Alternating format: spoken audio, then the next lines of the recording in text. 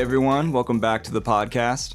I had a great chat with my new friend, Carter Matthews. He is a very talented multi-instrumentalist, and he produces music under two projects called Toy Box and Wavewalker.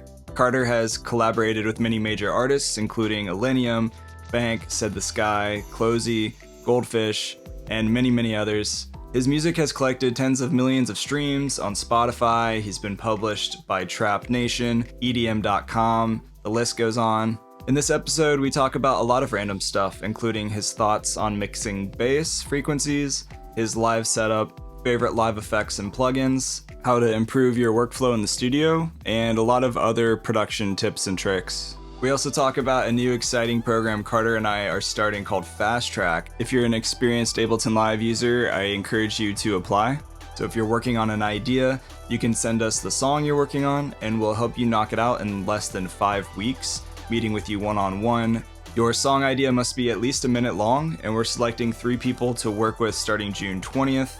I'm really stoked for this. I think it's a great way to meet a lot of you, help you work on your tracks with somebody like Carter who has a ton of experience producing music as well, getting that ongoing feedback. Yeah, if you're interested, you can learn more and apply at liveproducersonline.com/fasttrack. So check that out, liveproducersonline.com/fasttrack. But yeah, I found Carter through Instagram just scrolling, and it was him playing a bunch of different instruments, and I think he's super talented. Check out his music. Much love to all of you out there supporting the podcast. Make sure you check back on Tuesdays for new episodes. Hit that follow button. I'd really appreciate it. And without wasting more time, let's jump into today's episode with Carter. Yeah, I learned all like circuitry and electronics and like transistors and resistance, impedance. But like, you don't think about it when you graduate. No. You're like, oh, I took this one class, passed the exam, and no one ever talks about this. So unless I like go on YouTube and start studying it up again. This is true. Yeah, when I graduated from college, I feel like I became smarter after I left college. And I don't know if it was because college helped me or because like I had the time and freedom to learn stuff on my own rather than reading a really long book that I never actually read.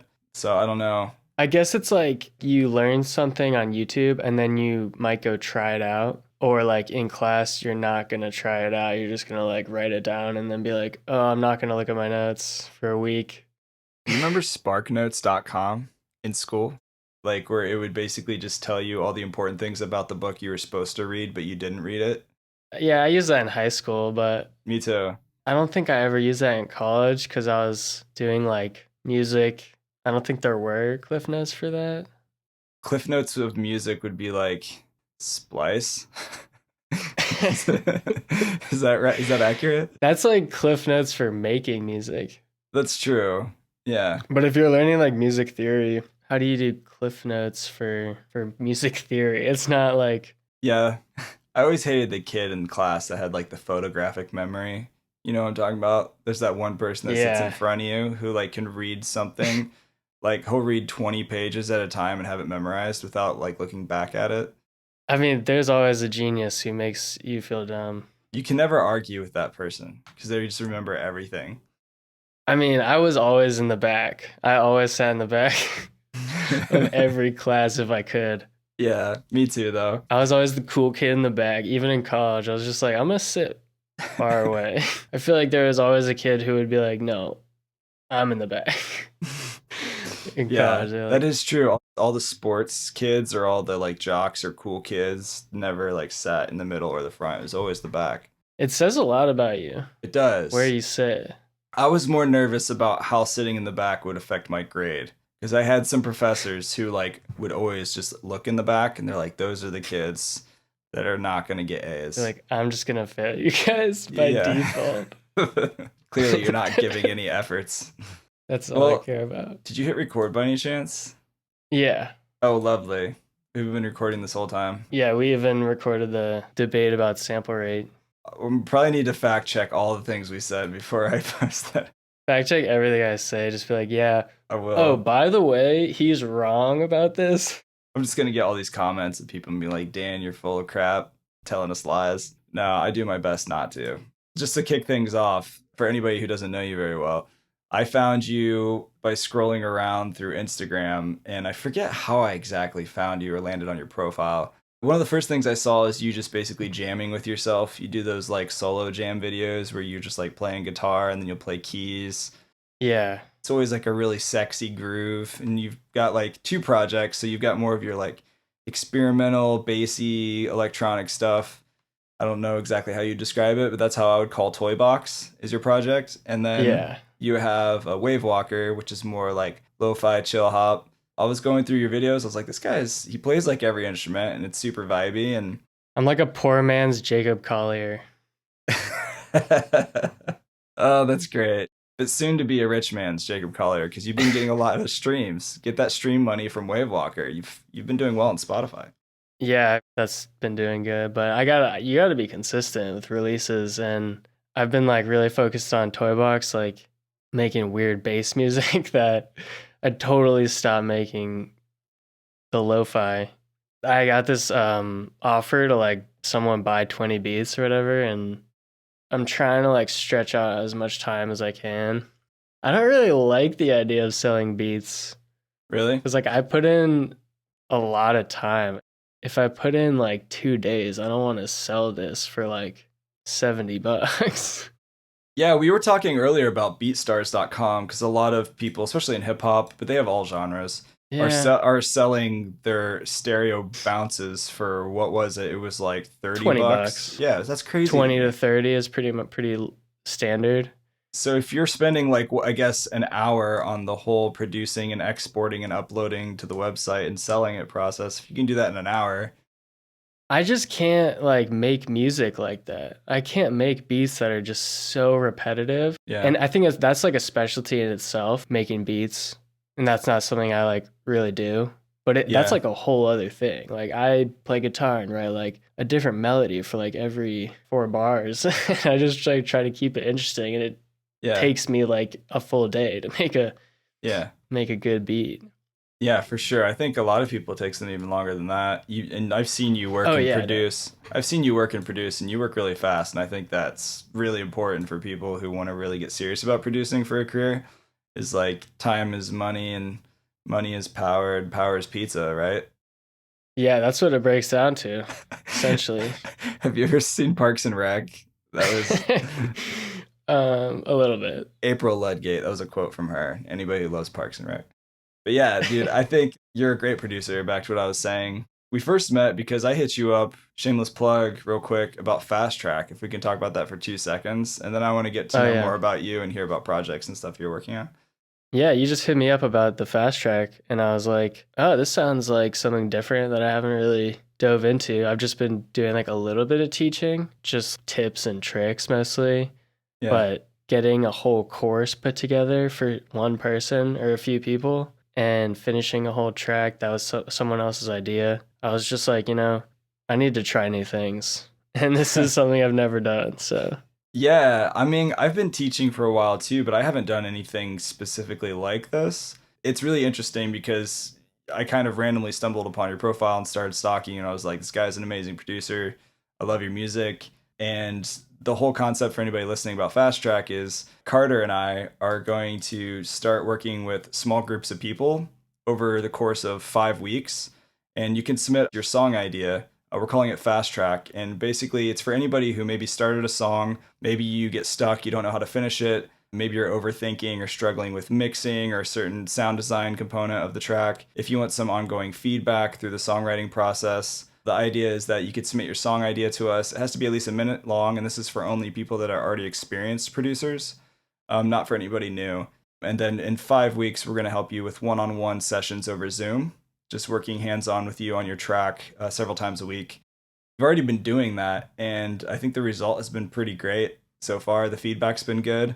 Sabir, most recently, was the one that we're working on a track. I don't produce a ton of house music, but I'm falling more in love with house music the more I'm teaching it and playing with it. They're all equally hard because, like, people will specialize in a house track and just perfect their style, so. For sure. You've also produced kind of a wide range of stuff, too, because you have, like, your Wavewalker project, which is, like, chill hop, more jazzy, and then you have more of your sound design, more heavy, like mixing based Toy Box where you're doing a lot of experimental like sounds. Yeah. dub kind of. Yeah, and then like also I was super into the future bass. Well, I don't know if it was considered future bass, like melodic bass. I think that's kind of my rock, progressive rock influence, and then like the really weird like dub. I think it's like called left field bass or whatever. Left Where field it's bass. I've never even heard that. you never heard of that? No. Dude, I love that. It's just like, okay, here's a cool sound, and then here's like a little melody, and then here's like a glitched out drum break. It's like a weird conversation of just every cool sound you've ever heard. Yeah. It's not repetitive, really. I've made a few tracks like over 100 to like 120, but sometimes I'll get into like 65. Yeah. I'm having a lot of fun like helping other people with their music. Yeah, it's definitely different. Like it's a challenge because you get someone's idea and you're like, okay, I might have just given up on this myself. It's because I struggle with that, but like you have to follow through Yeah. and be like, this is what I would do to Yeah. clean it up. It's crazy how much like I just think is like common knowledge where Yeah. where it's like, yeah, high pass everything. So you can, Yeah, I do that too. So you do high pass pretty much everything except for bass. yeah. And I Yeah. mean, you can get away with high passing bass if you go like under 20 hertz. Right. So you could literally high pass everything.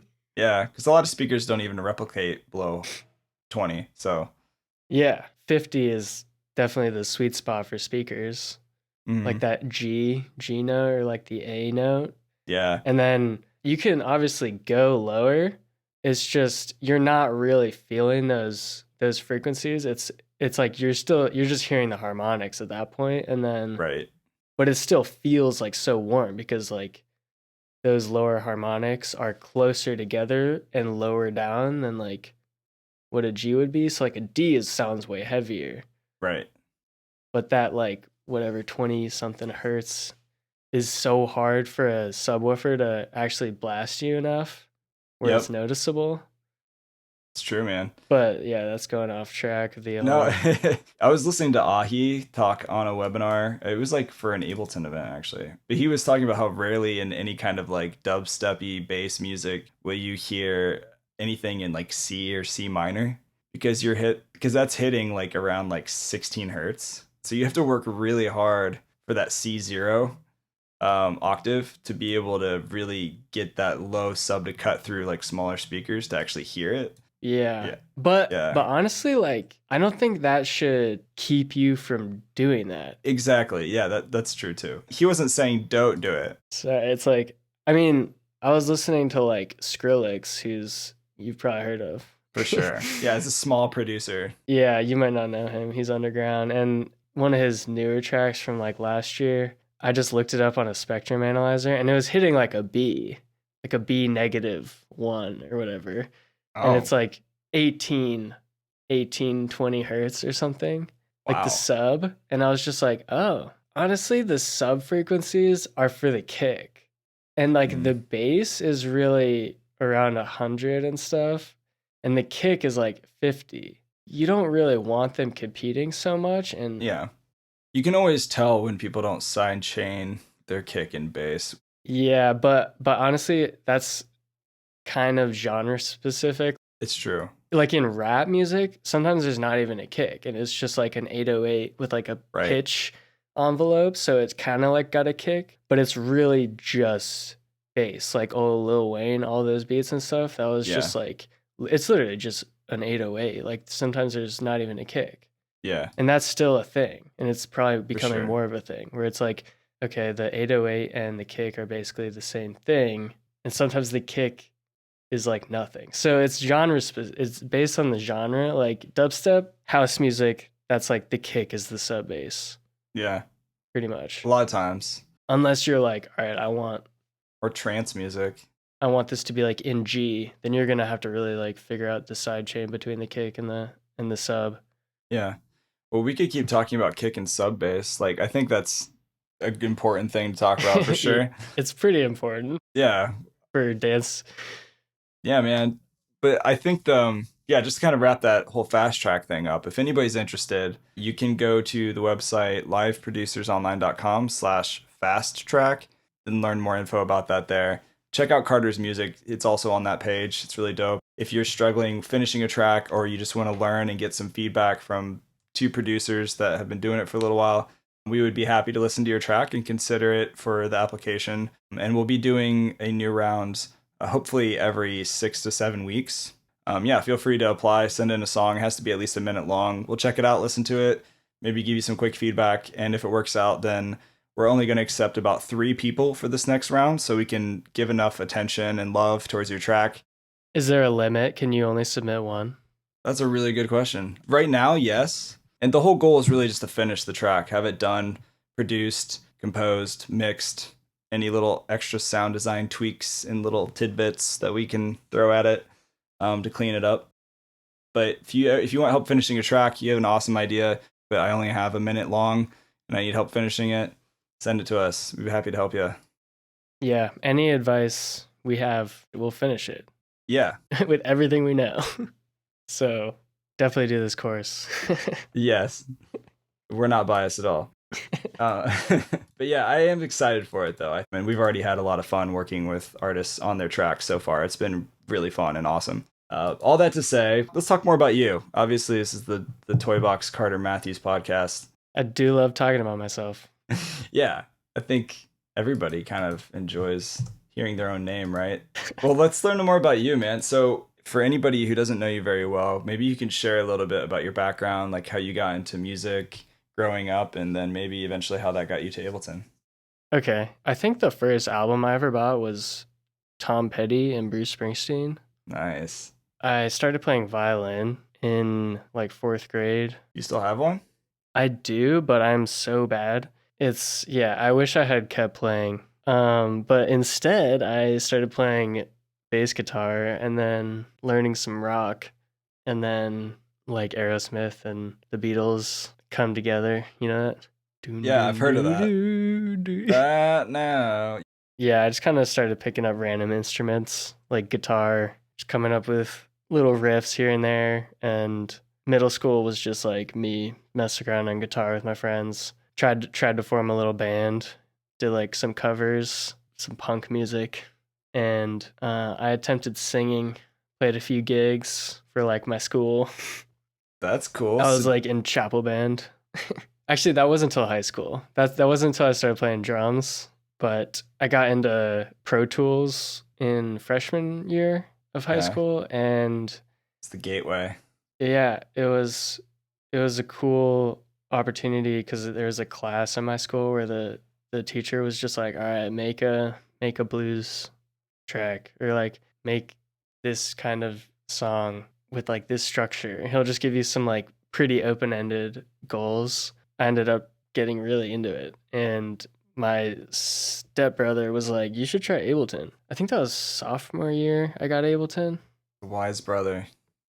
Yeah, because he was like living in Boulder at the time, and he was really into shows and electronic music, like Pretty Lights, and Pretty Lights was like using Ableton. He had like 2 computers, so he'd kind of go from one song. Yeah, because Derek was from that area. He was from Boulder, wasn't he? Or that area? Yeah. Pretty Lights, yeah. Yeah, so he was using Ableton, and then I got into it and kind of got obsessed. I started playing drums too, because I was like, oh, maybe if I got good at drums, I could go to music school. But I didn't play drums long enough where that was going to be possible, where I was going to end up going to Juilliard or anything. Yeah. Because you got to get way more into traditional music, like jazz. Mm-hmm. But I was literally just into like banging on hip hop kind of drums, just playing like 90 BPM, like head bopping. Yeah, man. Instead of like swinging on the ride. That was my life growing up playing drums. Yeah, it's a good Did you get into jazz and stuff? I did eventually get into jazz. I had a neighbor who played trumpet, and he would come over and I would just play a rock beat, and he'd be like, no. He'd be like, let's do this instead. And I'd be like, this is hard. But yeah, it's way harder. And then you just keep practicing, and eventually it's not that hard. Yeah. It's like, jazz and rock drums are kind of like the opposite. Very different. But like the kick is super steady and the snare is like the same thing. So Yeah. jazz is like bat boo dat bat. It's like the snare is all syncopated and the kick is like never there. So many polyrhythms, yeah. In jazz. I think if you can play jazz music really well, you can play a lot of different genres. But also that's not always true. Because I've seen some jazz drummers that can't play like a funk beat without wanting to do a bunch of other stuff. You know? Yeah, drummers are pretty I feel Sporadic. like A bunch of spazzes. they always want to do too much. Yeah, we're those people during sound check that like everybody's like, shut up. Well, they do have the loudest instrument. It's Right. the hardest to be quiet. It's just like, but yeah, so you were learning Ableton. You got introduced from high school from your brother. And were you living in Boulder in high school? no, I was in Florida. Okay, but he was. So I was in Jacksonville. He was in Boulder, and then in college I went out to Denver. How long were you in Denver? Like 6 years, Okay, 7 years. I thought it was a while. Yeah, so I played a lot of shows out there and just got into the scene quite a bit. You've collaborated with some really great artists that I really enjoy too. Did you meet like Illenium and a lot of those people out there in Denver at that time? Yeah, Illenium lived pretty nearby, and then we like made a track. I mostly just watched him produce, but we made a couple tracks together. Yeah. And then like Said the Sky came over and they like moved in together. Oh, nice. And so I would just hang out with them sometimes. That's cool. Yeah, it's such a good community and scene out there, man, especially in electronic music. Just a lot happening. Yeah, you're moving out there. Yeah, I had a roommate situation fall through, so it might be a couple weeks longer than I anticipated, but eventually, yes, soon. Very excited about it. Damn, maybe we should get a apartment. Maybe I should get a roommate that also likes drums and music, who maybe wants to move out there at some point away from Florida where there's alligators and big spiders, giant spiders that could eat you. Yeah, it's much safer in Denver and there's a lot of music. So just saying, if you ever change your mind, decide to go out there, let me know. Yeah, well, I got friends out there, so why not? Yeah, and Chiba Hut's out there. I don't think there's Chiba Hut in Florida, is there? Definitely not. No, I love Definitely Chiba not. Hut. I go to Publix to get subs. Yeah, if anybody's listening and hasn't had Chiba Hut and you live in the US, if you go to Denver, it's worth trying. Yeah, Chiba Hut's not bad. I love Chiba They got Hut. some cool names for their sandwiches. They really do. It's all weed themed. Do you get a blunt or a pinner? The blunt's pretty big. I go for the pinner for sure. Yeah, the blunt's huge. If I'm splitting it, blunt size makes sense. That's not something I want to be able to digest all to myself, Might be It's a a lot. lot of carbs. It's a lot. Yeah. Gonna spike your glucose levels. It's true. It's a lot of. Well, let's talk about some Ableton stuff. You use it to perform live, right? And I would use Ableton for live shows with like a launch pad or a MPC, like a launch pad and like a launch control or like an Akai APC 40. I would like play instruments through it. So I wasn't using Tractor, and then I ended up using Tractor for live after a while. Yeah, it was like a little bit more streamlined, a little bit less setup. It's nice just to carry a laptop and a controller, and you don't have to carry a laptop and an interface and several instruments and the cases for those instruments. Yeah. I mean, And like stem out your tracks or something. Yeah. I mean, I'm there now. It's a lot, but I think there's fun in that flexibility too, where you can experiment a little more and get a little more creative. So it's just hard when I'm trying to like finish songs, and I am also worried about like stemming out previous tracks. If you have less tracks, Ableton runs so much smoother. With audio? Yeah, like I mean, if every little thing kind of takes more time.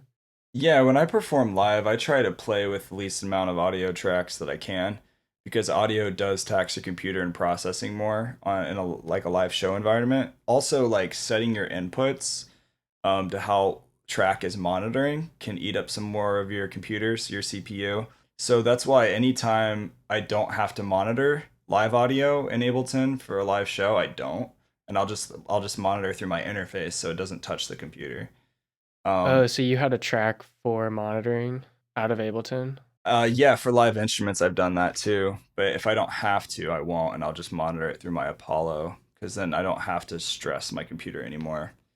But and then I'll bounce down my stems usually into a stereo file now. So I'll just mute any stuff I'm not playing live, and then just play everything out as a stereo audio file on a track in Ableton for live performance. And then I'll just create like separate different bounces. So if I'm performing with somebody else that's playing saxophone and I want to play guitar, then I'll just mute saxophone and guitar in the track and then bounce everything else out. Okay. As a stereo track. Yeah. Yeah, so you're not thinking about, oh, I gotta meet this live. Yeah. Yeah, because I used to have like you were saying, a lot of audio tracks of all the stems in my live project, and then Ableton just has to read more audio that's being played with live audio, so that can tax it a little more. Kind of back to what you were saying with having more audio tracks live. Yeah, I just think it starts struggling. If I have a track for a cowbell that I use twice, it's better to just put it on another track I'm already using something for. Yeah, that also depends on the computer too, right? Some people are I feel like if I was running my Mac Mini M1 on stage, I could just beat the snot out of it and have tons of audio and live audio, and it probably still would be purring like a cat. It'd be doing pretty well, I think. It has a limit, I'm sure, but... For sure, yeah. But I'm just saying, if you have a whole track just for, thing that plays for, a second, I think it's probably better to just, consolidate it to a different track, you know? I don't know. I think every computer is probably different. Yeah. Might be able to handle it. I had a pretty powerful Windows I was using for a while. What kind was it? PC Audio Labs. Okay. It's runs on Obedia, I guess. Interesting. It's made by Obedia. It's not the most common laptop. Yeah.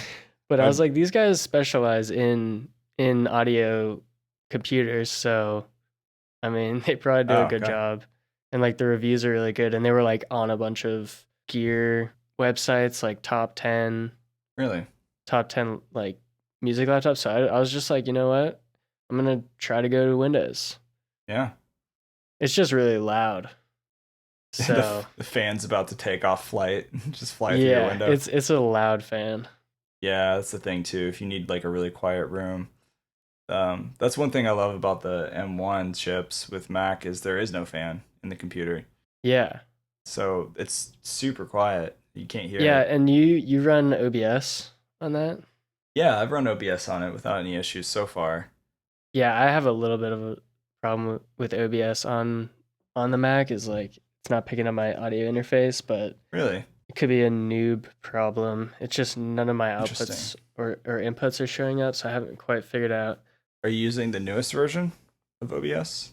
I mean, I don't know why it wouldn't be, because I just downloaded it. Oh, okay. So yeah, it should be. Huh, that's weird. I have to check that out. I'm sure there's a forum or something. Yeah. Live streaming is a whole thing. I know. Yeah, I mean, OBS I feel makes it pretty interesting and easy when it actually works. Yeah. But I got it to run on my Windows really nice. But it was all on one laptop, so I couldn't really push the Ableton project super hard, because OBS does use a lot to live stream your video. Yeah. It takes a lot of processing. So if you're also running a big Ableton project, you might want to use a different laptop.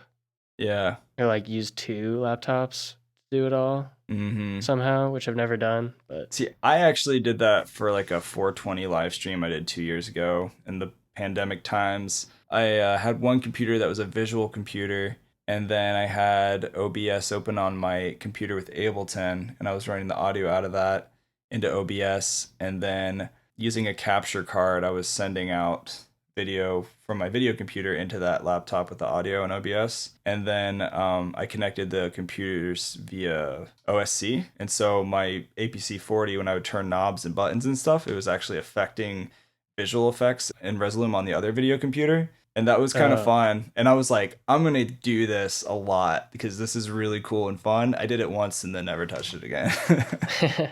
Damn, dude, you figured out that whole process. I had help from my friend Ben too. He runs an IT company and he helped me with some of the OSC stuff. But I've never used Resolume or OSC. yeah, yeah, OSC has like a higher resolution than MIDI, which makes it really like advantageous. Instead of sending MIDI OSC, you can like you have like a higher input and output value. Hmm. Yeah, that's a whole nother topic. Maybe share like some of your favorite Ableton hacks or toys or workflows. I know we talked about that earlier. Mm-hmm. Like I think you're a great sound designer, and I would love to dive in and like see more of what you actually do in your projects because like I hear the sounds, everything sounds really tight and consistent. Like every time I get in my car for whatever reason, Spotify wants to play Let Go, like by your Toy Box Good. Let Go song. Like so I'm boosting a lot of your streams. You're welcome. And I don't know why, but like every time, I think it's at the top of one of the playlists I made. And so for whatever reason, it just defaults to that. Yeah. It just sounds great. What are some of your favorite Ableton devices? Let's start there and maybe see where it goes. I mean, the EQ I use for everything, but there's kind of like some issues I have with Ableton devices. Like the amp creates phasing in like when you turn the mix knob. Have you noticed that? Like it'll Oh, phase out frequencies in like really? the upper register. Like you can literally just look at it. But it's a crazy effect. Like the amp is really it's kind of like OTT in a way that it's like a 3 band compression. Yeah. Like if it's on blues or clean, it doesn't really distort it. It just seems to compress it a ton and Mm, like bring out the highs a lot. So yeah, I always use the cleaner blues. Those are my two settings. I don't think I ever have used the other ones that heavy much. lead, yeah, boost. Unless I'm getting into ridiculous sound design and I'm just like getting really out there, Yeah. I'm usually on the clean usually just the blues Yeah. because it kind of just like works on anything. It does. That's the default too. You mentioned the phasing thing. Have you tried playing with the outputs being set to dual or mono? It makes a difference with that phasing stuff. I usually put it on dual because like if I'm gonna make something mono, I usually will use a utility. Hmm. Well, you mentioned phasing. Do you have like a favorite phasing tool that you use to check your phase? I don't really use like a lot of oscilloscopes or whereas I see people who have like they have like a spectrum analyzer and then they have like oscilloscope up because I know there's some free ones out there. But I mean the EQ just has such a good spectrum analyzer. Like I'll like turn the wet knob down on the amp and I'll just see a dip come in at like I don't know 7-8,000 and I'm just like guess this is fine, but also like Yeah. I mean, maybe it's using better to just put it at 100 and dial all the other. I usually just use utility for like checking phase. I'll just throw it on a track Mm, or on the master or mix bus and just hit that yeah. mono button and see if anything gets quiet or goes away. Yeah. I mean, if you want something really wide, I mean, it's kind of impossible to make one thing like as wide as you could make two things. Because Hmm. because that's why in like rock music, they'll record another take of the guitar and then pan them hard left and right because Yeah. there's Yeah. no tool that's going to make one guitar track as wide as two panned hard and left and Yeah. right. Yeah, you have to split that signal path. So I just think like having things in like almost mono. I mean, I don't want to say like anything because it's hard to like say oh only use sounds that are in mono and then pan them. But like a lot. I know like the high frequencies like you can definitely pan things harder, but it's kind of safer to just keep things like really central.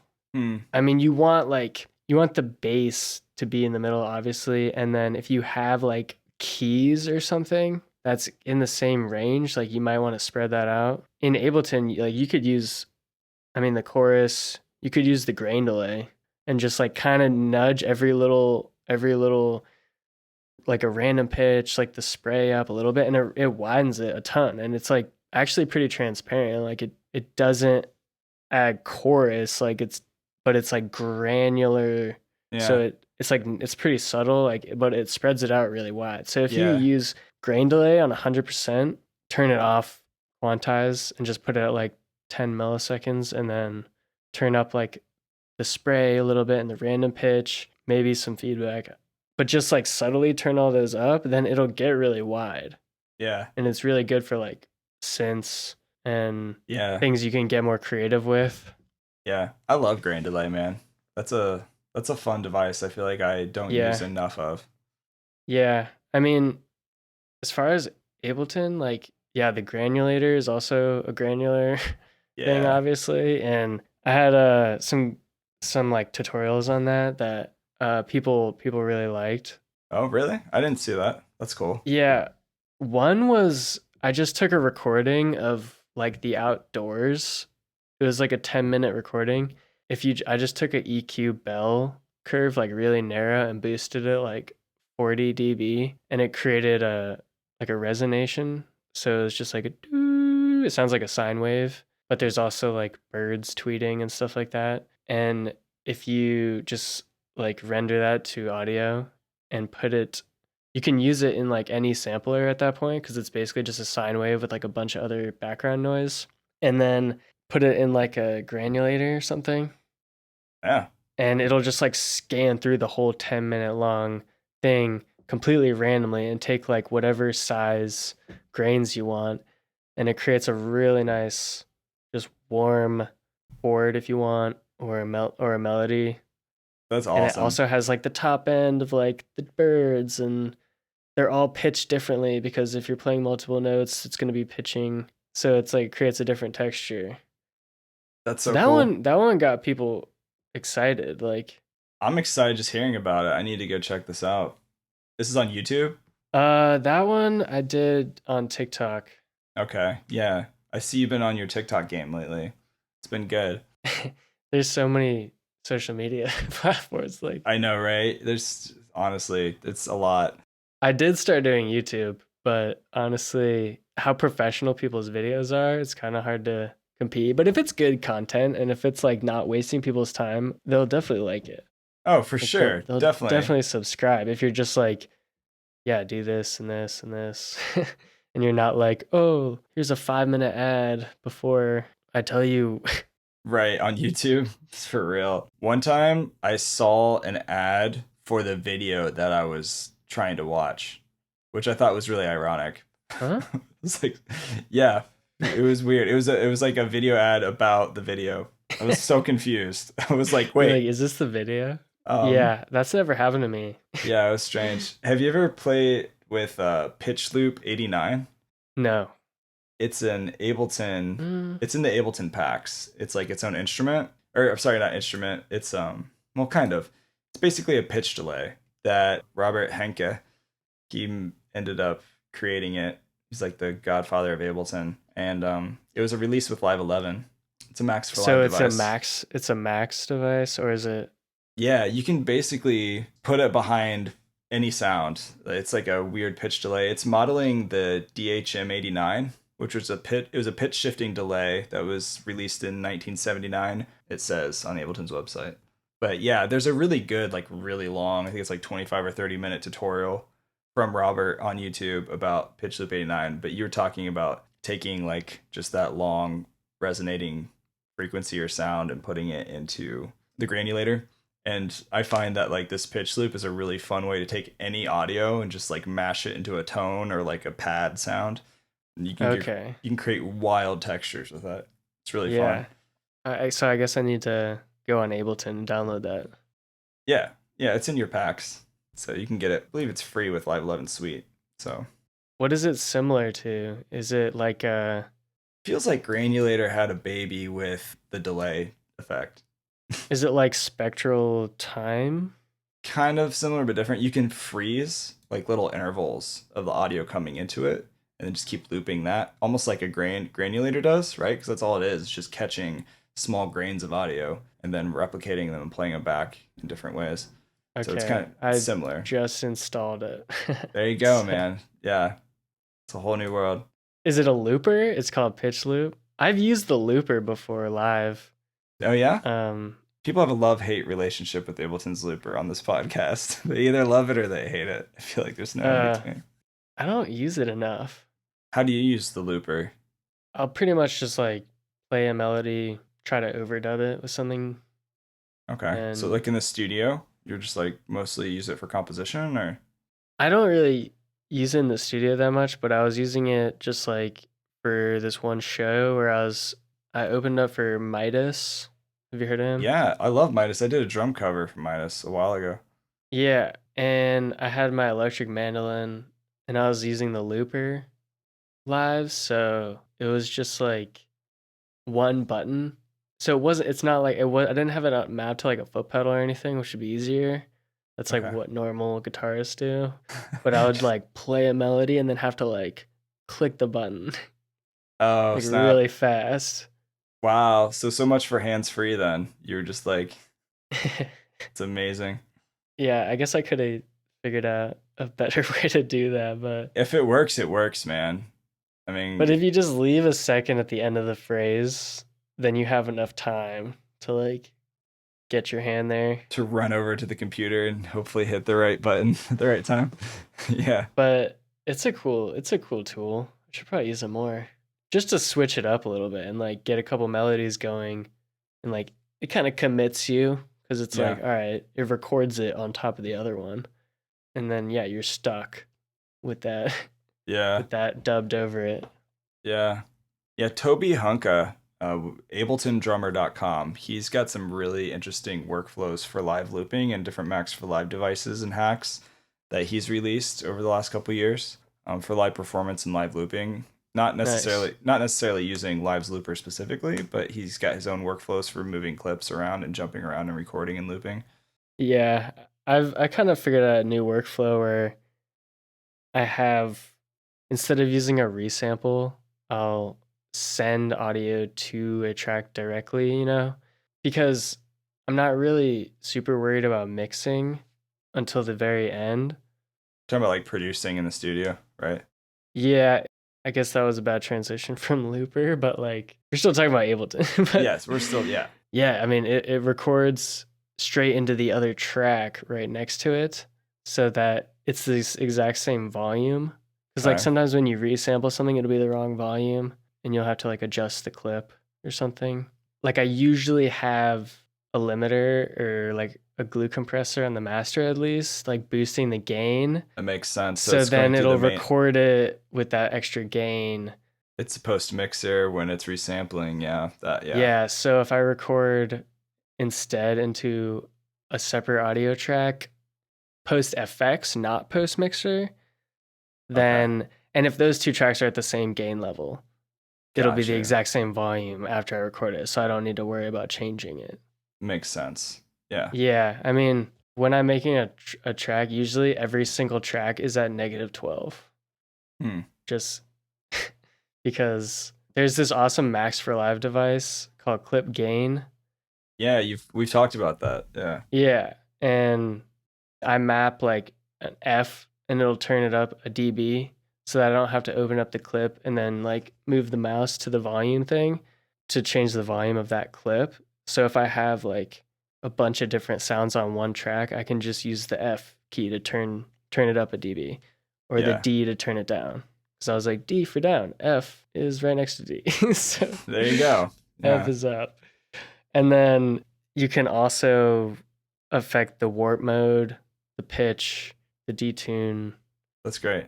Yeah, you can if you just click on the little clip and then click whatever letter you key map it to like all the different settings, it's just like faster. Yeah, I've had several people talk about using what's that called again? It's just called clip gain, isn't it? Yeah, it's just called a clip gain. It's on Gumroad, Max for Live device. It's super nice. We did an Ableton certified trainer podcast, and I forget who it was, but somebody in that episode was like raving about that. Yeah, he has a bunch too. The guy who makes it. Is it the same guy? Is it the same guy that makes Shortcut Buddy? Yeah. Yeah, because that's fun. I actually really enjoyed that. Shortcut Buddy is also a Max for Live device, and you can assign Hmm. a shortcut to like anything you want on your keyboard and key map it, and then, or you can MIDI map it too, I think, as well. And then you could just have any template or any project you open up, you hit a certain key, a certain button, and it Hmm. always triggers that command or load say like a load a Yeah. certain instrument or a device or audio effects rack or whatever onto the track, you just hit that button. Yeah, key mapping is actually really powerful that I've been starting to use a lot more. Like what I was talking about, my resampling kind of trick, I guess. Like I have an audio track going into another track, and to record arm that, I just hit 7 and then T to record arm, which I've key mapped to the record button so that I'm not pressing like the mouse as much. I'm just like, all right, I'm going to press 7 T record. It comes out the exact same volume. Nice. And then I can drag it onto any track because they're all at the same, they're all -12. So it's like, so if it sounded good as I made the sound, because I'm doing sound design as I'm making the track. So it's like, if it sounds good at that point, I probably only need to change a little bit of the dB, and then I'll just use the clip gain max for that device, which is the F or the D that I have key mapped. So it's like a lot more key mapping, which is like speeding it up, making it a lot easier. Like, that's a nice workflow. I like that. So basically, you'll just mash up some sound till you think it sounds okay. Then you essentially are not resampling it, but you're like recording it into a different track that's at -12. Yeah, I have a MIDI track going into an audio track using like just the track routing, how Yeah, out into the input. Yeah. post effects, they're at the same level on the mixer so that if I want to record the MIDI track that I'm messing with, like if I'm making a bass sound, I'll just hit 8, which is like for the MIDI to record into the audio track. And then if I'm messing with audio and I'm like, oh, I want this to have a delay, but I don't want to like, or I want to record automation or just like record it instead of freezing and flattening, I'll just record it into that audio track. Right. And I won't have to mix it. Yeah, and if I do want to turn it up a little bit or down, the clip gain tool is really nice. Yeah, that makes sense. And like, I mean, and key mapping, like I'll have the add MIDI map to P because it's like the plus sign, or like if I want to record automation, the E is for envelope, so I'll like just hit E if I want to record the automation, and then like T is for record arm. Okay. Yeah. So I pretty much have as many things as I can mapped to a key, but I mean, there's still plenty more keys. None of the capital letters are taken. So you know how like A opens up automations, and like a lot of the lowercase letters, they'll open up Ableton default things. So if you just turn caps on, it doesn't actually work. Caps lock. Yeah, so all those letters are available. You can map it. That's a good tip for people out there too. Just turn on caps lock and then map all those buttons instead. Yeah, I just try to have less tracks. Yeah. Do you use a same template when you start writing a new song with all of that already in a project? Yeah. But the problem is I have so many unfinished that I have to like open up this old project with none of this stuff, and I'm just like, like I have to reroute it and stuff. So I kind of just want to start from scratch and just leave all the unfinished things in the garbage. I don't know, man. There's probably somebody out there that wants to buy like your like 5-second beats or something. Who knows? It's true. Maybe they could like use it for an intro for their YouTube video. Yeah. That's the thing, is so many people have things on their hard drive that they think are garbage that other people would love. I'm sure you're no exception. I bet there's tracks that you have been working on that you don't even know or stopped wanting to play with because you didn't like them, and somebody else out there would probably love it. I don't know. I've been quantity over quality recently, so I'm trying to get back in balance. Okay. Start finishing some stuff. Yeah, fast track. You know, if anybody's interested, we'll help you finish stuff, even though we don't always finish stuff, but we'll finish your stuff. Yeah, I mean, that's the whole goal. It is. Finishing off, any other Ableton devices or instruments that you really love? I really love the convolution reverb, like the springs. Yeah. There's a few impulse responses in, I think, the experimental tab. There's one called like a aetherizer or something, and it's kind of like it's like a swelling delay, I guess.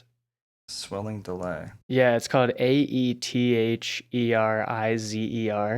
I'll take like a chord pluck and put it through the I think it's like the fourth one has like this really cool shape where it goes like up into a spike, and it's kind of like a delay, but it's also like a reverse delay. So it's got like this swelling, like, Interesting. and I don't know. Are you finding it? It's like I'm looking for it right now. I can't find the name that you mentioned though. Is that it's either an other or experimental.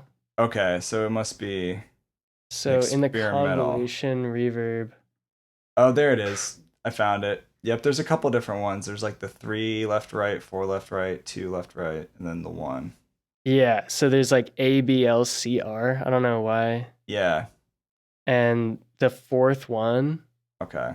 it's like a delay, but it's also like a reverse delay. Oh, cool. It's really sick. Like, I kind of wish I could put it on anything. Obviously, it's the convolution reverb, so it uses a lot of CPU, but yeah, it's really nice on percussive like plucks. And then Okay. you can put it on a chain and then side chain it pre FX, and that way it'll like duck whenever you hit the pluck sound. Okay. I like it. That's cool. I'll have to play with that later. I'm making notes as we speak. Yeah.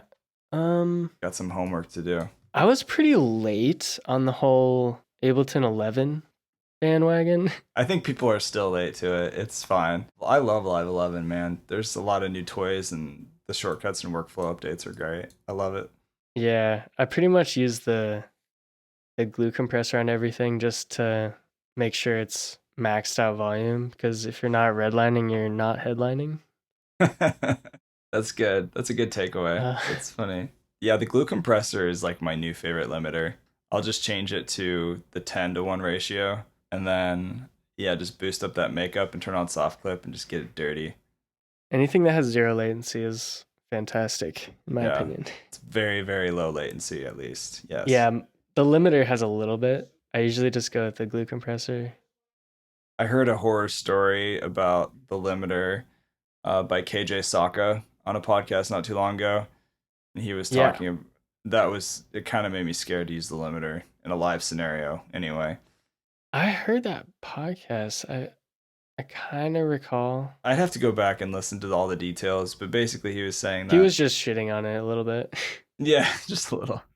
No, it was basically just, you can't really control the threshold. You're just basically turning up the output is what he was talking about. And so during sound check, it caused some weirdness. Yeah. Yeah, I don't really use it ever. Yeah. To be honest. I don't use it very much at all either. Do you have a favorite limiter that you do use? I actually won one of the Kenny Beats battles, and I got Ozone. Oh. I got second place, and first place won like a light or something, and won like a don't overthink shit light, and then the second place, which is what I got, won Ozone like 9. Yeah. Which is way better. That's definitely a win for sure. Yeah, way better prize. I love it. Really glad I got second place instead. And so do you use the maximizer? Is that like the maximizer is ridiculous, dude? Put it on. I should probably use it more, but like put it on a snare and just get it so loud. Yeah. And I mean, it uses so much CPU though, so it's honestly like. Have you ever played with Spiff by OX Sound? They make Soothe. Same company. I have Soothe though. I don't. Yeah. I've never used Spiff.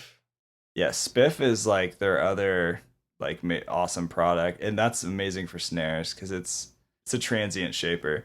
So like you can make snares smack really hard with that thing. I've been playing with that recently. It's fun. Yeah, I have this tutorial on how to make using the EQ3 and make a multi-band effects, so that like the EQ3 uses like a Buttersworth filter, and it's like really transparent. So if you have 3 of them, each one on a chain, like so they're all audio parallel, effects rack, and then you just turn off all the other ones so that there's only a high and a mid and a low. Sure. I'm probably not explaining it because it's a little complicated, but I mean that's straightforward. You just make a 3-band effect so that you can only affect the mids, the highs, and the lows. Yeah. And then just put like a transient master, which is free plugin. Okay. On like the mids, like if you don't want to get spiff, you can make like a pretty decent version of like a multiband transient shaper, which is these are just reasons why I love Ableton, because you can like make your own plugins and you don't really like need to download a multiband imager, because you can just make one in Ableton. Yep. And just save it as a rack. And I have so many racks of like that I just use over and over that are just plugins you make. That's cool. Yeah, there's actual Transient Machines pack that Ableton released. I don't know when, a couple years ago at least. And they have a device called Crack. And it literally is the best crack you'll ever have. You just turn up the attack, and then it has a sustain and a mix and a wet knob for the output. You can make stuff smack hard with that Transient, the designer. You got to send that to me, or I'll look it up. Yeah, it's a pack. It's called Transient Machines by Surreal Machines. Yeah. Need to hop on that. Yeah, it's fun. I haven't touched it in a while, but maybe I should. It's a good reminder to self. What packs do you use for drums? Or do you just use Splice and find your own? Superior Drummer. Okay. Like I think that's pretty much all of my new drums now. Like when I'm not just using a kick sample that I already have in my user library from wherever, like I just love Superior Drummer sounds. They have a lot of electronic sounds too, but they have some of the best, I feel like, multi-sampled drums that I've played with, acoustic drums, because I just love the sound of a good clean hi-hat that's well mixed. And I feel like they've got such a huge library of acoustic drums they've sampled, and then you can just tweak it from there. And a good live hi-hat always wins. yeah, and I mean they multi-mic'd like, well, I don't know, over 100 drum sets or something like that, different sounds of different types of kits. And then from there, there's just like, there's so much more. And you can tweak, you can get really detailed. Like you can actually change the rim of the snare drum. Like if you want a wooden rim instead of like your regular brass ring, so you can get crazy sounds out of each drum. That's actually really nice. And that totally beats buying a drum kit and buying new heads and switching them out. Yeah, because number one, you don't have to store them in a small apartment or wherever you live, and then B, like it's always going to sound the same. Less mixing work. It just sounds good. Yeah, I usually have to like layer up snares. Like I'll get a few different snares. Like I always layer my snare just because. Yeah, me too. I'm like, because like I'll put a high pass on them all, because the lows will build up really fast. So you kind of have to like high pass them like, I don't know, around like 600 or something. And then just make sure that's not super built up, because then it'll just sound like too dull. Yeah. So I've been just using some like hip hop drums for a while. They're like really gnarly, but I just have so many snares. It's like I can't download another snare. I can't make myself download another snare. That's fair. I mean, snare's pretty important. Most people in electronic like dance music, without realizing it, they mostly care about like a kick and a snare and a bass, and then maybe a melody that they can remember. It's catchy. That's pretty much the most of it. Yeah, in the end, the melody is pretty much the most important part. Like, yeah. Like you can have really sick sound design, but all the tracks that I remember always have like a really cool bass line, like melody. Yeah. So. Well, it makes sense because you started as a bass player too. You played a lot of bass growing up. The fact that it can be bass music, and it doesn't need to be like a pretty synth melody. It can be like the bass can be the melody of the track. Right. Like it can be the memorable part that sticks with you. Yeah. Have you heard Chi? I'm sure you haven't. No, I don't think so. It's like Chee. Yeah. Yeah, no, I think he showed up on my Spotify, or she, or whoever that is. Yeah. Yeah. He has his track "Get Hot." Oh yeah, that's with G Jones. Dun, dun, dun, dun, dun, dun, dun, dun, dun. And I'm just like, okay, this melody is so memorable. Like he did that with G Jones, right? G Jones remixed it. Oh, but he released the original on his EP. Gotcha. That's a hot track. That's definitely his most memorable track, just because of like the bass has a melody. Yeah. And a lot of tracks are just like really crazy sounds, but they're not super memorable. You need a melody to like really stick with you. Mm, So when I make yeah. bass music, I try to do like more of a melodic piece, which is a challenge Mm-hmm. because knowing a little bit of music theory helps, or at least knowing like the minor scale Mm-hmm. for writing a bass line. If you just know like the minor scale, you can write a lot of like bass melodies that, because I feel like funk is just like the minor scale. It's like the flat seven Yeah. is the funk note. It's just like that's what makes it. Yeah. But I make a lot of dark bass music, so it's like the minor arpeggio in a bass with like a pluckier sound. That's kind of what I try to go for, just to like give it a little bit of a melody. Yeah. No, that's Because true, that's the man. most important part of music is the melody. People like to sing along to words, and if there aren't words, they like to sing the sounds. Yeah, and it's hard to just be like wow, wow, wow, wow, wow. I love Gets old after a while. my girlfriend's like hardcore into dubstep, and she's a dubstep DJ. I love it hearing her sing like dubstep songs because she like really gets into it. And she's just like wow wow wow wow wow wow wow wow. It's hilarious. It's I mean, amazing. like cinema, Skrillex, wow, wow. It's like the perfect fourth or whatever. It has a little bit of a melody, Wow wow wow wow wow. Wow. It's the but some best. dubstep is just like, and I'm like, all right, this isn't really a melody. You know, would it be a good It's a idea? banger. We should like give away a discount for people applying to Fast Track to like sing us their favorite dubstep song. This is you get an extra lesson. Yeah, you get like half off if you can win the contest of like the dubstep sing along contest. You have to pick a dubstep song and you have to sing the whole song front to back and make a It's like one video. of those what's it called? The guitar without the guitar. What do you call it? When they like play the guitar but they don't even have a guitar and Guitar they're just like Hero, air air guitar. guitar. Yeah, air drums. I still play a lot of air drums without even realizing it. Good. Yeah, it's You my public should. service. It's a good time. Well, we were talking about Ableton devices and whatever. Are there any other plugins or gear that you just really love that you've been playing with lately, or something new? Um I use Isotope Trash a ton. I just think it's Yeah, dope it because it's is. like it's got a EQ, a multiband saturator, it's got a post EQ, it's got envelope followers for all the nodes, it's got a Mm-hmm. convolution and a delay and Yep. compression. So it's just like it's like a DAW. And a stereoizer, Convolve. Oh yeah, it gets it really wide too. So it's basically like every effect ever. Yeah, So that's always been a go-to I love when trash. and I also have all the Arturia effects, which are dope. They're more like vintage sounds, so they're kind of just like, oh, if you want a really nice chorus, this one's gonna work, Mm-hmm. and a pretty decent like spring reverb and stuff. Their V collection's fantastic. I love their instruments, their synths.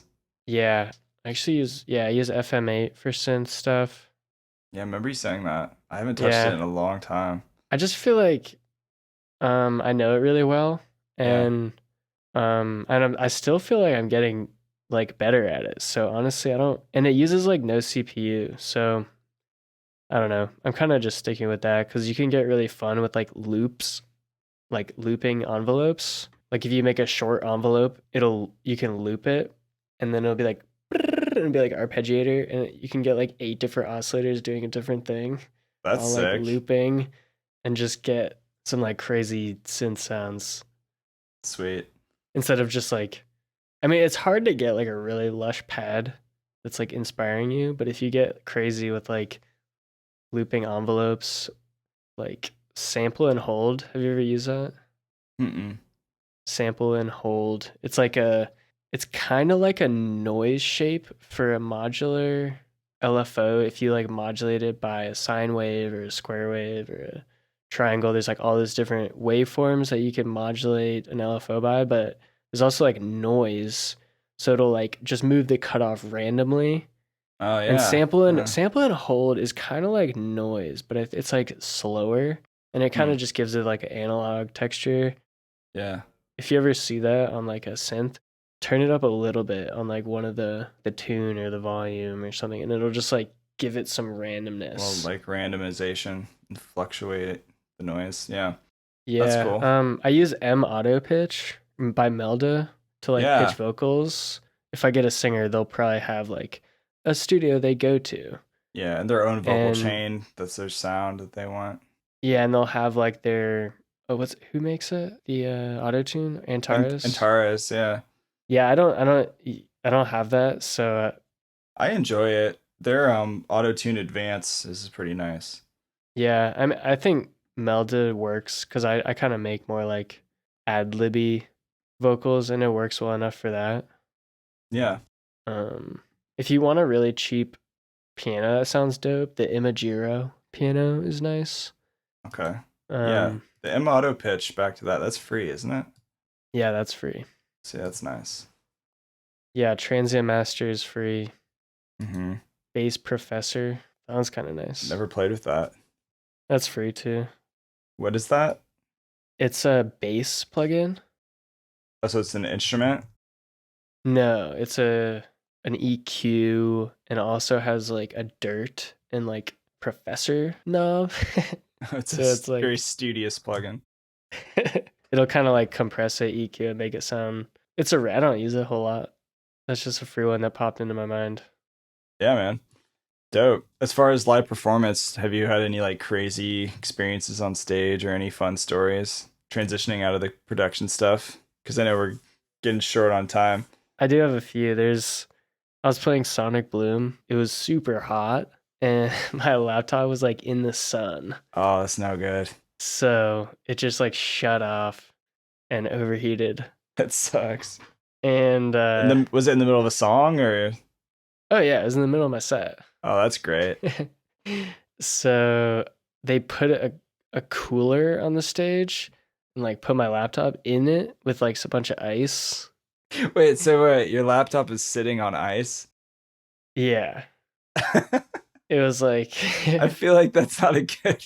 I'd be so nervous that like it would melt, right? they had like a shirt or like a towel or something in between. Okay. But they were like, we've done this before.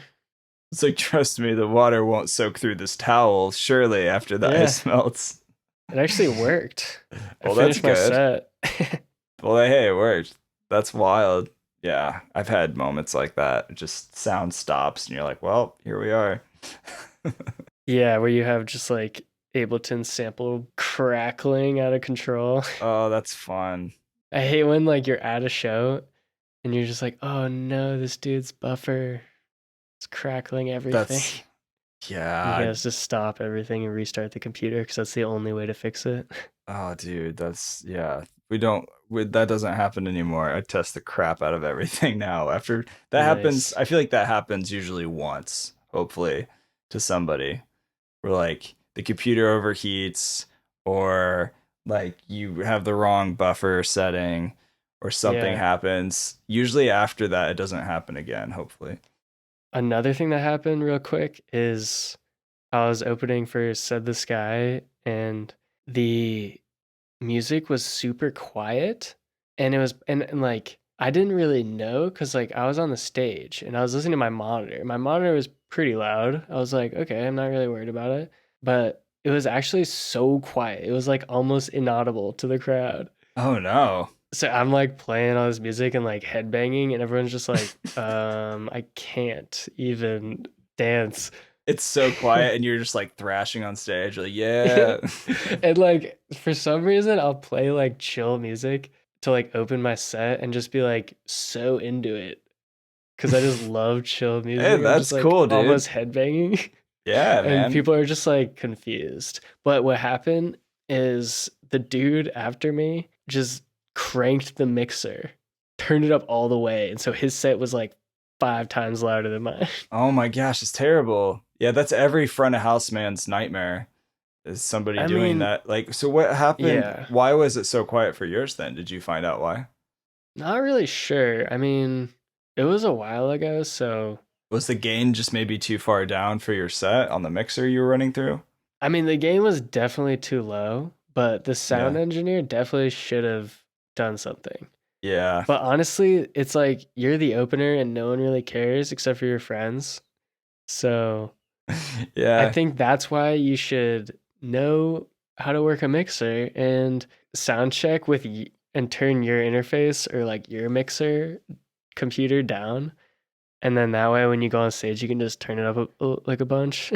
Well, I mean, a lot of DJs will do that. Obviously, there's like a point where you're just like murdering everybody's ears and it's not pleasant. But yeah, I think a lot of DJs will, like towards the end of their set, as they get like progress through, a lot of times they'll just like, they'll just bump the mixer volume just a tiny bit, just a little towards like the end, just to give it a little extra energy. There's been some shows where it was like that guy did not adhere to the rules of the mixer because some people, it's not all the way up and then they'll just like, and it's just like, I was like, damn, dude, you just cranked that. It's not okay. There should be laws against this. Yeah. Some strict rules and guidelines. Yeah, I should have probably noticed that my set was super quiet and looked around. It's hard to tell, like when you're up there on stage and you've got a monitor, like you don't really know what's coming out of the front sometimes, you know? Yeah, and like I'm so worried about like mixing and like doing my own thing that I can't worry about something that's not really my job. Yeah. Just like the overall volume of the PAs. Yeah. I try to take as much control as I can and then just trust the other, 20% to the guy at the front of the house. Yeah, but they're just checked out because it's the EDM show. But you might have some mics. Yeah. I feel like they're always happy when you have a few mics at least, or like instruments. Like, yes, I get to do something today. Yeah. This is exciting. They're like, I could potentially affect this. Yeah, right? Like I could actually mix a little bit. For sure, man. Yeah, that would be a boring job at a DJ show. You're just like, well, the subs are on and here's my left and right. Cool. Yeah, let's not screw this up. Yeah, don't mess this one up. I might go for a smoke for the whole show. We know that happens. He's just like checked out. Do you have any other projects coming up or things that you're excited about that you're going to be releasing? I have a collab with Equanimous, but I don't know when I'm going to release that. I have a remix for a buddy, Tea Kettle, who's in San Francisco. I made like a super dubby, like wompy track, like remix for him. So I'm really stoked to release that. And that's pretty much it as far as releases. I'm looking forward to Fast Track and meeting some producers and helping them finish up some music. So stoked to do that with you. Yeah, man. Me too. Check out Wavewalker and Toy Box. That's my lo-fi, and Toy Box is like my electronic music. Yeah, both are solid for real. And that, like I said earlier, it's a big reason why I hit you up. It's like, this guy's got some real mad skills producing, and would love to see you play live someday, obviously. But I figured, you have the whole sound design, production, composition, and especially music theory on lock. And I feel like I've got a lot of the mixing and rhythm and some sound design things really down. So I feel like it complements each other as far as working with other producers, which we've been doing. If I could plug one more thing. Yeah, go for it. Do it. I actually just started a Patreon, which is just a bit of an experiment. But I make a lot of sounds and I put them up on Bandcamp. But I'm just like, if you guys just want to pay like $3 a month, I'm just going to be like posting like a bunch of different sounds and samples for free. Dope. I just thought that would be fun to try out. So I'm just like, if my hard drive's overflowing with sounds, I'd rather just like share some things I might never use. Yeah, might as well. I'm sure other people might think it's absolute gold. I like making samples. I think it's cool. It's like less of a commitment than making a whole track and like trying to get everyone to listen to it. It's like I could make some crazy sounds and like inspire other producers. Yeah. And like, I mean, it's all cheap, whether you buy it or whether you're subscribed and get it for free. It's like, it's super cheap. So, I mean. Is it mostly samples or have you done any racks as well? I haven't done racks. I should. I feel like you would be really great at making racks for people to use. Ableton racks? Yeah, like handy. Yeah. Workflow. People love that, man. Totally. If you have like a specific purpose for a rack and you can clearly tell people. Like a guitar rack or something. Yeah, anything, man. I think that people love racks. I think it's sick when you take like Ableton and just like map every effect to like one knob. Yeah. And then like limit the range so you're not going ridiculously out of control, but then like just make your own little effect. I think that's the coolest part of Ableton is just like making your own effects. Yeah, and then definitely. saving them. Yeah, and especially with macro variations now with Live 11, you can create like your own presets within its own rack. Dude, yeah, that's new to me. So it's really fun. I should get into that. I sampled my uncle's 1970s Glockenspiel, and I made a bunch of macro variation presets in an instrument rack with it that I gave away. Where can I find that? I'll send it to you. Yeah. Okay. It's for members that join the membership for Live Producers Online, but I'll send it to you. It's fun. You can get some crazy. I should be a member of that anyway. Well, you should, dude. I should. I don't even know if I've given you a login yet, and we're already working together on Fast Track with producers, and I've even given you a login to the site. That's hilarious. Yeah, you should do that. I will. We'll do that later tonight before I go to bed. But hey, I have to use the bathroom so bad, so I'm gonna go pee. But dude, it was good hanging out with you. Everybody, once again, just to give a plug to Carter, go follow his music, Toy Box and Wavewalker. I'm going to include a link in the show notes, as I always do. So check out those links below. I'll also include a link to Fast Track in the show notes. So if you want to learn more about that, if you have any ideas you're working on, or you want to learn some new tips and tricks or skills, or need help with a new song release, I know Carter and I would be happy to listen to the track idea you're working on and then maybe consider working with you. So check that out. Yeah, dude. Always good hanging out with you. Thanks for having me. Oh, anytime. Yeah, we're also working on a track too. I made a couple drop ideas last week, so I'll share that to you soon. Please, man. I'm here for it. I've been waiting for a couple weeks. I haven't slept since I sent it to you. I know you haven't. Cold sweats waking up every night. I was like, what's he going to do? I don't even know. Now you can sleep. Well, thank God. Yeah. Thanks for having me. Anytime, man. I'll catch you soon. Yeah. Peace out. Cool. All right, later, man. See ya. Thanks everybody for listening to the podcast. Make sure you go give Carter a like and a follow on the socials. Also check out the links below for that Fast Track program we talked about. If you want to be the first to get new episodes and awesome content and some free Ableton Live instruments and racks and stuff, then join the newsletter. Just go to liveproducersonline.com/newsletter. If you don't own the latest version of Ableton Live, then check out a link in the show notes. You can purchase Ableton Live and I can hook you up with a special deal. Read more info in the show notes about that, purchasing Ableton Live. And thanks for listening, everybody. Have an awesome week and check back Tuesdays for new episodes. Later.